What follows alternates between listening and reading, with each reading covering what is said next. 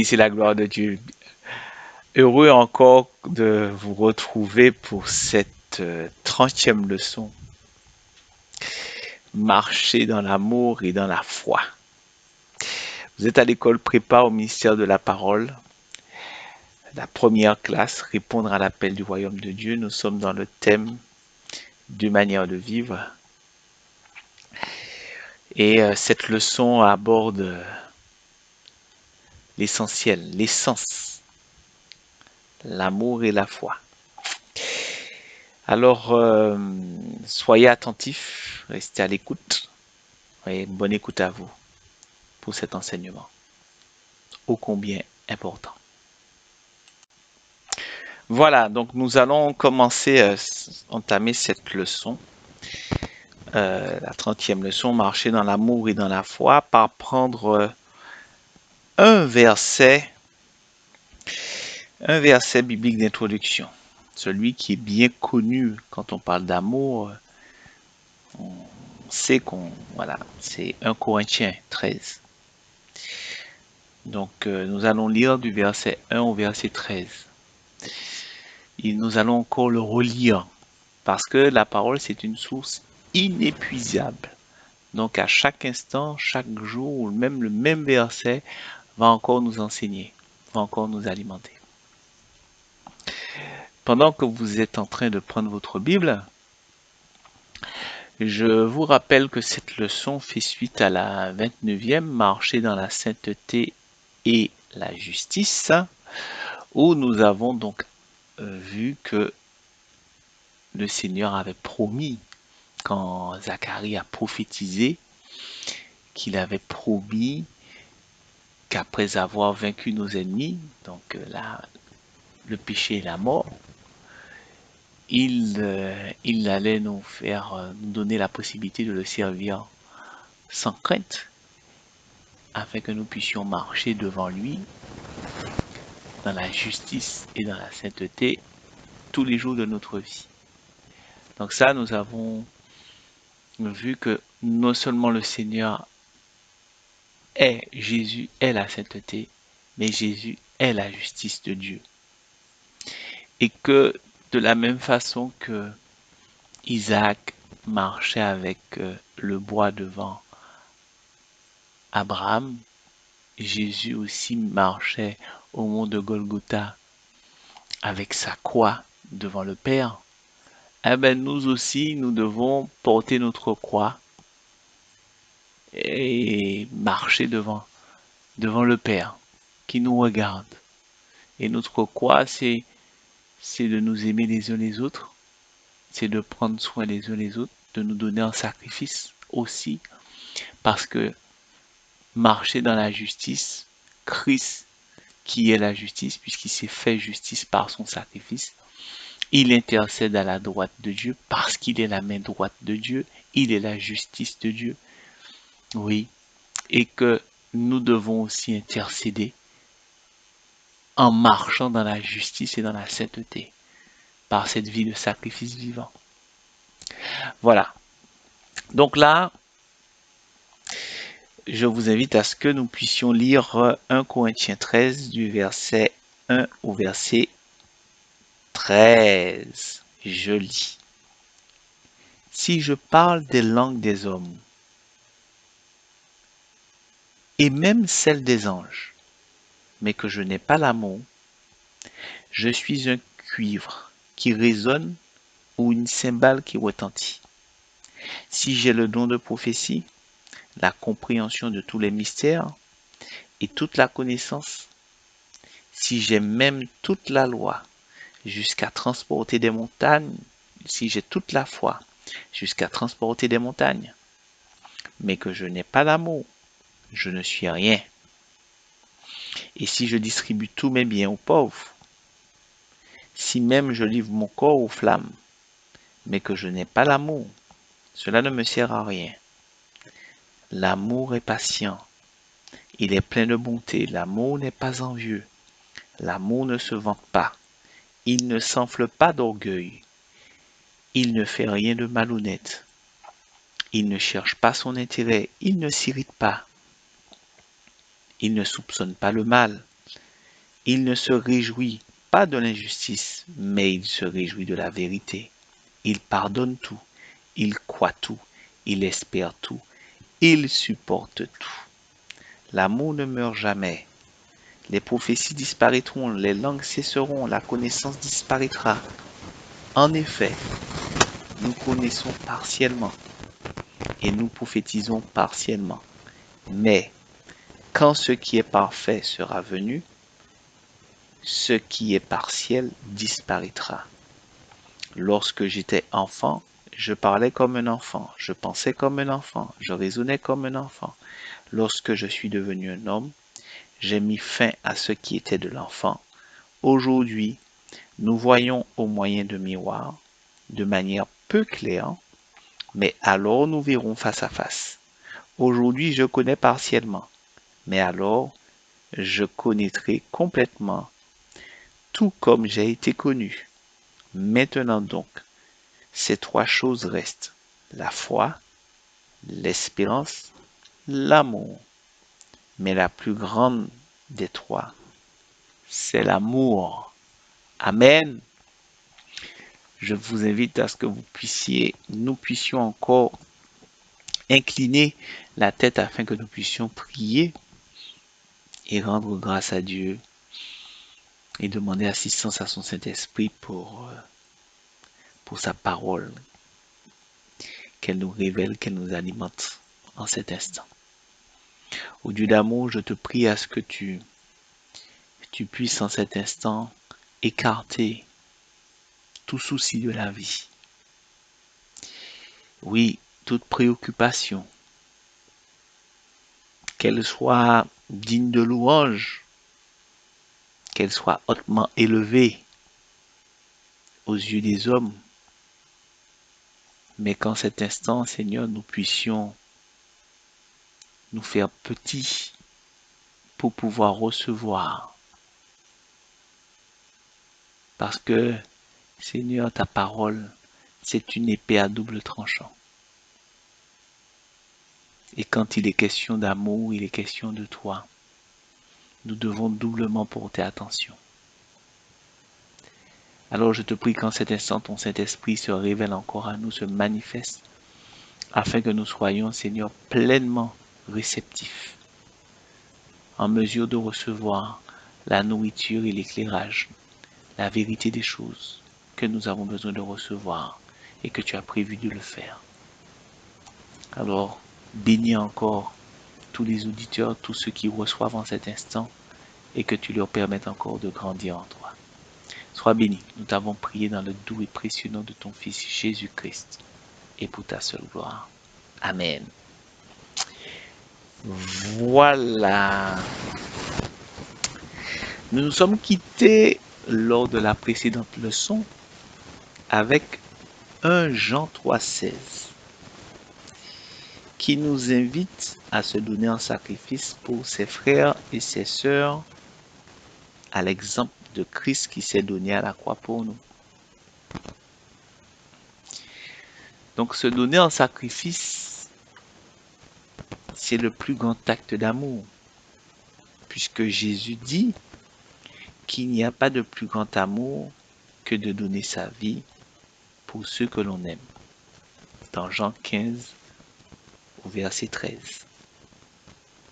Mais là, on vient de lire dans 1 Corinthiens 13, verset 3. Et si je distribue tous mes biens aux pauvres, si même je livre mon corps aux flammes, mais que je n'ai pas l'amour, cela ne me sert à rien. Par conséquent, faire un acte d'amour ne signifie pas posséder l'amour. Selon le dictionnaire, la signification de l'amour, du moins une des significations, l'amour est un sentiment, un fort sentiment, très intense, Un attachement englobant la tendresse et l'attirance physique entre deux personnes. Bon. Cette signification de cet amour-là correspond bien sûr à la relation entre deux êtres physiques. Mais il ne convient pas entre deux êtres spirituels. D'accord? Puisque là, on parle de sentiments avec une tendresse et une attirance entre deux personnes. Voilà, une attirance physique. Entre Dieu et l'homme, il faut quelque chose d'autre qu'un fort sentiment, car nous savons que les sentiments sont volatiles. Ils sont fonction des circonstances, et les circonstances changent. Non seulement ils changent, mais ils ne cessent de varier, hein, parce que le monde est en mouvement. Donc les relations sont en mouvement. Avec un tel amour que l'amour qu'on voit avec les sentiments là, Dieu n'aurait certainement pas donné son fils s'il avait cet amour-là. Si ce n'était que cet amour-là, il n'aurait pas donné son fils en sacrifice pour nous. Vu tout, vu l'histoire du peuple, vu l'histoire de l'humanité, voilà, donc c'est clair que on aurait on aurait eu déjà encore d'autres déluges. Mais l'amour de Dieu va au-delà d'un simple sentiment, d'un fort sentiment, quelle que soit sa puissance. Donc là, nous devons chercher la définition de ce qu'est l'amour, de ce qu'est l'amour spirituellement. Parce que quand on cherche la signification, la définition spirituelle de quelque chose, on cherche cette chose. On cherche pas seulement la signification de la chose, mais on cherche la chose. On cherche à la voir spirituellement. On cherche à la comprendre spirituellement.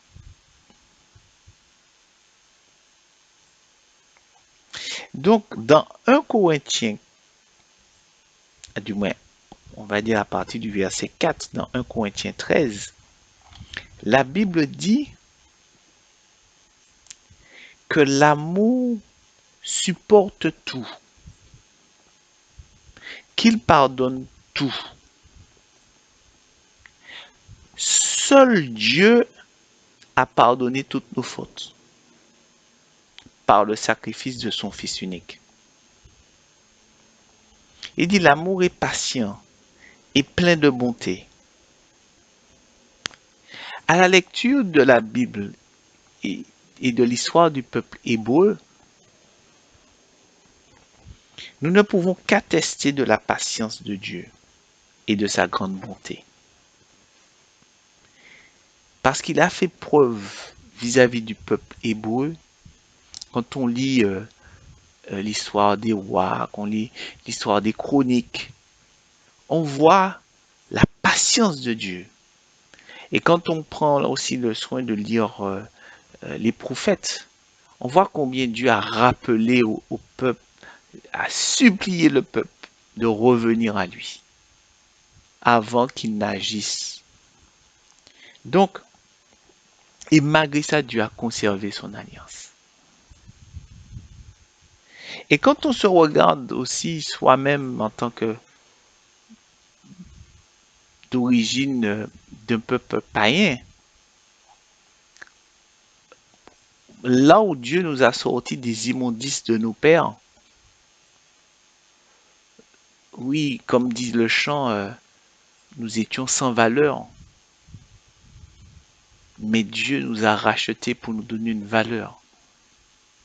Et en plus, il nous donne une grande valeur. Nous ne pouvons qu'attester qu'une chose,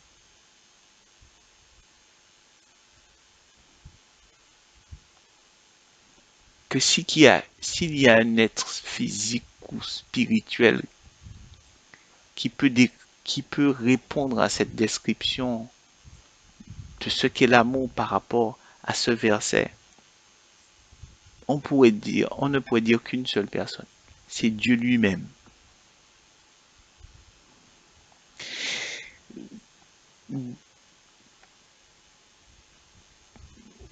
Voyez, depuis la Genèse, Dieu s'est fait connaître sous plusieurs noms.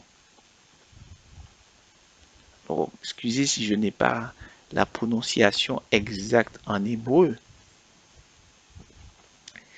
mais on a Elohim, donc Dieu très haut, dans Genèse, on peut le lire dans l'histoire, dans la Genèse 14-18. El Shaddai, on a Adonai, Dieu fait ce qu'il veut. On a Dieu Tout-Puissant, du moins, El Shaddai, c'est Dieu fait ce qu'il veut. Adonai, Dieu Tout-Puissant. On a Rapha, l'Éternel, celui qui te guérit. On a Jéhovah Jireh, Elohim, Shama, et bien d'autres. Donc, à travers l'histoire, Dieu a, à travers ce qu'il a fait, il a montré ses noms. Il a montré ce qu'il est. Parce que le nom détermine ce que tu es. Oui, ton nom détermine ce que tu es.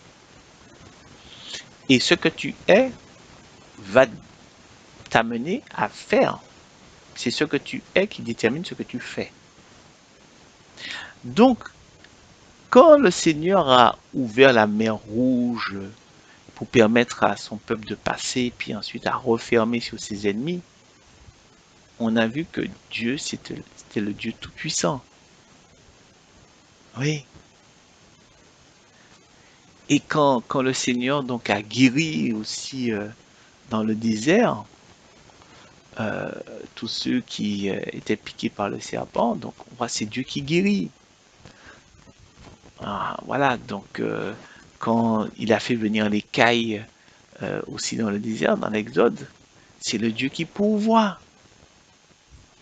Donc l'histoire, quand on lit depuis la Genèse, l'histoire du peuple hébreu, l'intervention de Dieu vis-à-vis de son peuple hébreu s'est fait connaître progressivement. Dieu s'est fait connaître les différents noms sous ces différentes formes, comment ce que Dieu est. Mais c'est quand Dieu s'est fait homme en Jésus de Nazareth et qu'à la croix il s'est donné en sacrifice que Dieu s'est dévoilé comme le Dieu d'amour. Vous voyez,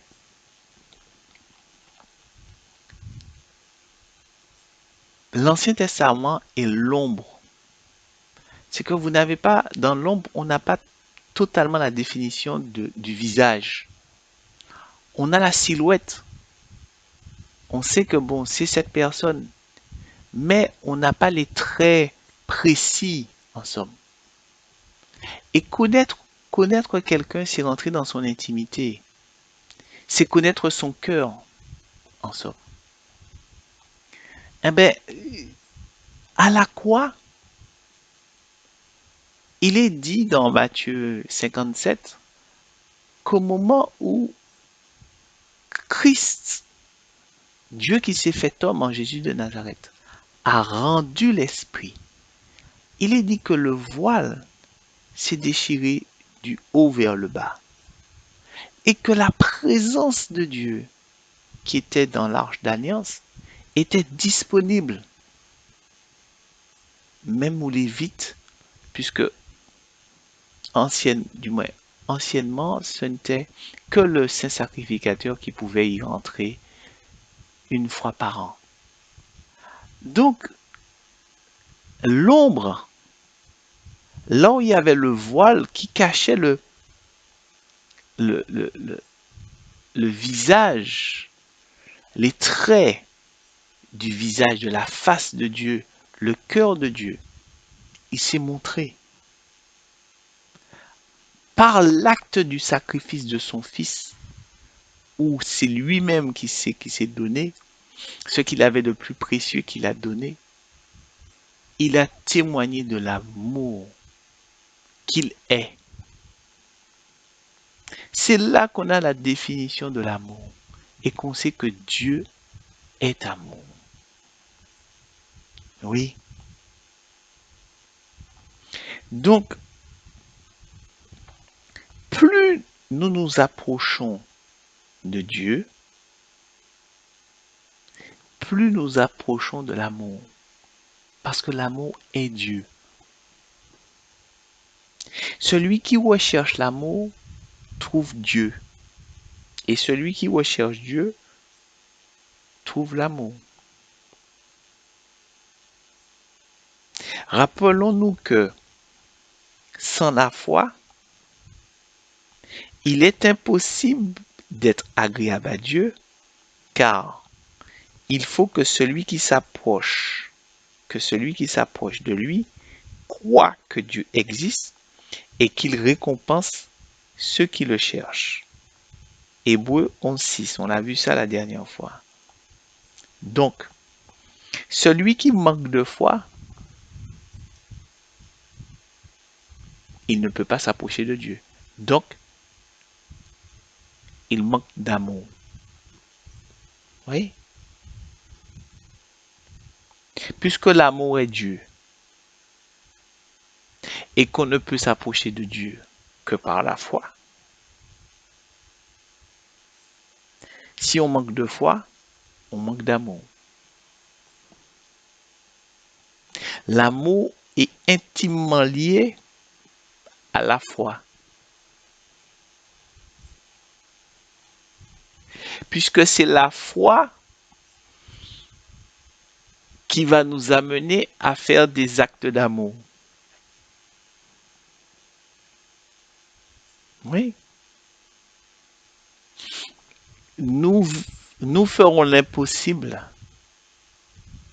pour les autres si nous avons la foi. Et c'est là que les autres verront l'amour de Dieu. Parce que le Dieu de l'impossible vit en nous. Mais tout ça, c'est par la foi.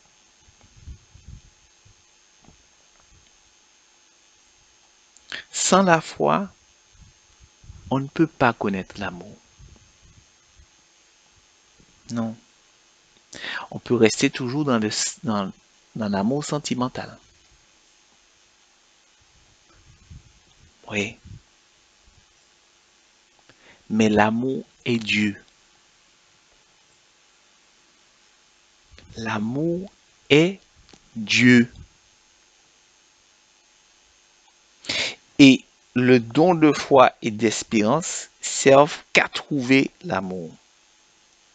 Parce que nous avons été créés pour connaître l'amour, pour être dans l'intimité de l'amour. Personne ne peut vivre sans amour. Par la foi, celui qui a reçu l'amour de Dieu en la personne de Jésus-Christ doit le manifester sur la terre. Oui. Et maintenant, c'est de savoir comment manifester cet amour que nous avons reçu par la foi. Comment cet amour, qui est une personne qui vit en nous, comment il va se manifester qu'on pourra tester. Disons, prenons 1 Jean au chapitre 4 et on va lire du verset 7 au verset 21. Bien-aimés, aimons-nous les uns les autres, car l'amour vient de Dieu.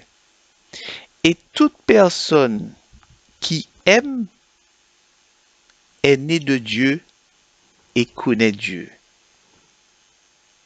Celui qui n'aime pas n'a pas connu Dieu, car Dieu est amour.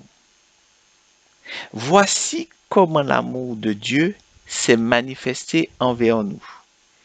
Dieu a envoyé son Fils unique dans le monde afin que par lui nous ayons la vie. Et cet amour consiste non pas dans le fait que nous avons aimé Dieu, mais dans le fait que lui nous a aimés et a envoyé son Fils comme victime expiatoire pour nos péchés. Bien-aimés, puisque Dieu nous a tant aimés, nous devons aussi nous aimer les uns les autres. Personne n'a jamais vu Dieu. Si nous nous aimions, si nous nous aimons les uns les autres, Dieu demeure en nous et son amour est parfait en nous. Nous connaissons que nous demeurons en lui et qu'il demeure en nous au fait qu'il nous a donné son esprit. Et nous avons vu et nous attestons que le Père a envoyé le Fils comme sauveur du monde. Celui qui déclare publiquement que Jésus est le Fils de Dieu, Dieu demeure en lui et lui en Dieu. Or nous avons connu l'amour que Dieu a pour nous et nous y avons cru. Dieu est amour et celui qui demeure dans l'amour demeure en Dieu et Dieu demeure en lui.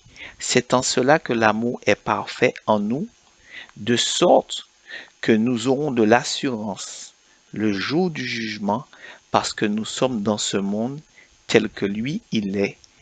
Il n'y a pas de peur dans l'amour, au contraire, l'amour est parfait. L'amour parfait chasse la peur, car la peur implique une punition. Celui qui éprouve de la peur n'est pas parfait dans l'amour. Quant à nous, nous l'aimons parce qu'il nous a aimés le premier. Si quelqu'un dit j'aime Dieu alors qu'il déteste son frère, c'est un menteur. En effet, si quelqu'un n'aime pas son frère qu'il voit, comment peut-il aimer Dieu qu'il ne voit pas? Or, voici le commandement que nous avons reçu de lui. Celui qui aime Dieu doit aussi aimer son frère. Oui, oui, oui, oui. Cela nous explique que manifester l'amour de Dieu qui vit en nous, en la personne de Jésus-Christ, c'est aimer les autres. Oui, parce que quand l'amour a été déversé en nous par le Saint-Esprit, qui nous donne le don de foi, et par la foi, nous recevons la personne qui est l'amour et qui vit en nous. C'est comme, on va dire, une chaleur qu'on reçoit à l'intérieur de nous. Avec nos yeux, on ne peut pas percevoir la chaleur. Mais en s'approchant de l'autre, on perçoit cette chaleur. La chaleur, elle s'est faite, elle a fait corps avec, prenez un morceau de métal. Voilà. Si vous chauffez le métal, le métal va changer de couleur, il va rougir, d'accord? Et il va dégager de la chaleur. Si vous avez besoin d'allumer quelque chose, par exemple, vous avez besoin d'enflammer une feuille et autres, il suffit que vous la rapprochiez de la barre, vous n'avez pas besoin de la mettre dans le feu, vous pouvez la rapprocher du fer qui a été chauffé par le feu, et automatiquement, cette feuille de papier et autres, ou même une mèche de bougie, va prendre feu, va s'allumer. Donc, l'amour qui est Dieu a fait corps avec le métal que nous sommes. Et nous portons cette chaleur d'amour. Nous l'avons en nous. Et au contact, les autres reçoivent. Donc, quand on se sait bien-aimé, parce que rappelons-nous que Jean a attesté qu'au moment où Jésus s'est rapproché du Jourdain pour le baptême, que cette parole s'est fait entendre. Voici mon fils bien-aimé en qui j'ai mis toute mon affection ou toute mon approbation. Bien-aimé. Ça veut dire bien-aimé du Seigneur, bien-aimé de Dieu, où l'amour vit en nous, où nous sommes, l'amour et nous ne formons qu'un. Parce que nous avons été transformés, nous avons été rougis par l'amour de Dieu. Et au contact, les autres reçoivent l'amour. Ce n'est pas parce que c'est pas parce que nous faisons qui détermine que nous avons l'amour. Non, c'est parce que l'amour est venu en nous, l'amour nous a transformés, que nous communiquons l'amour, que nous avons les gestes d'amour se font. Oui, il n'y a pas à usurper, à faire des actes pour faire croire que l'amour est en nous. Non, parce que automatiquement cela se verra. Ouais. Mais si nous sommes laissés transformés par l'amour qui est venu vivre en nous et qui nous a transformés par le Saint-Esprit, c'est Jésus, le Saint-Esprit, c'est Jésus en esprit, c'est le sacrifice. Ainsi, nous pouvons déverser cela. Mais tout cela n'est possible que par la foi. Donc la foi et l'amour vont ensemble. Par notre manque de foi, nous refusons d'aimer les autres. Et nous privons les autres d'amour. Plus nous grandissons dans la foi, plus nous acceptons le don de foi qui est donné par le Saint-Esprit, plus nous manifestons l'amour de Dieu vis-à-vis des uns et des autres.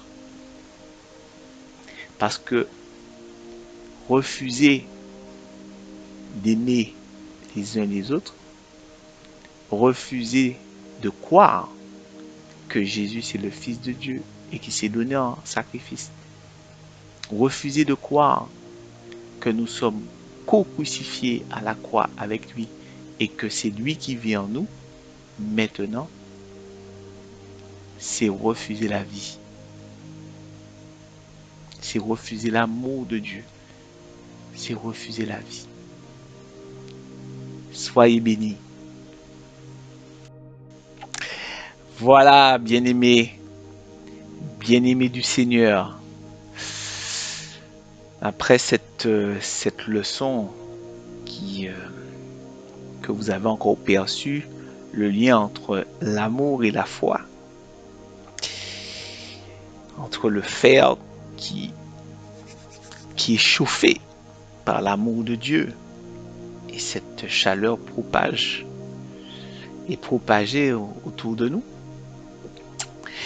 Oui, c'est ce qu'on c'est avec quand on chauffe des pierres et après on les met dans un sauna et ça fait du bien. Donc répondons encore de cette chaleur, de cet amour que Dieu nous donne. Alors je vous invite encore à ce que par la foi nous puissions encore grandir en priant sur la base de la parole de Dieu. Père d'amour, nous voulons encore te rendre grâce puisque tu es amour. Et c'est ton amour qui nous a amenés en ce jour de pouvoir être en cet instant à recevoir de toi. Et c'est en toute humilité que nous voulons encore bénir ton Seigneur pour cela. Alors que, Seigneur, que tu permettes à ceux qui entendent encore ce message, cet enseignement, qui se laissent instruire, qui se laissent convaincre par toi qui es amour. Oui, qu'ils acceptent et qu'ils tiennent par la foi. Oui, que tu es amour et que tu t'es donné en sacrifice pour eux, afin qu'ils aient la vie en la personne de ton Fils Jésus-Christ. Merci. Merci pour cette parole, merci pour cette semence qu'en ce jour tu, tu plantes dans ces terres. Et comme David, que chacun puisse serrer, Seigneur, cette parole fermement, oui, sur leur cœur, dans leur cœur, afin que le voleur ne puisse pas venir dérober cela. Oui, que les soucis de ce monde, Seigneur, fassent place à ta gloire. Merci encore, parce que tu les aimes et que tu les amènes encore à se sentir, à se savoir, plus qu'à se sentir, mais qu'à se savoir. Aimer, aimer de toi. Oui, et que ça, c'est immuable, c'est éternel. Ton amour est éternel, tu es amour et tu es le Dieu d'éternité. Quand tu aimes parce que tu aimes. Tu es amour. Sois béni. Nous t'avons prié dans le doux et précieux nom de ton Fils Jésus-Christ et pour ta seule gloire. Amen. Ben, bien-aimé, à la prochaine leçon.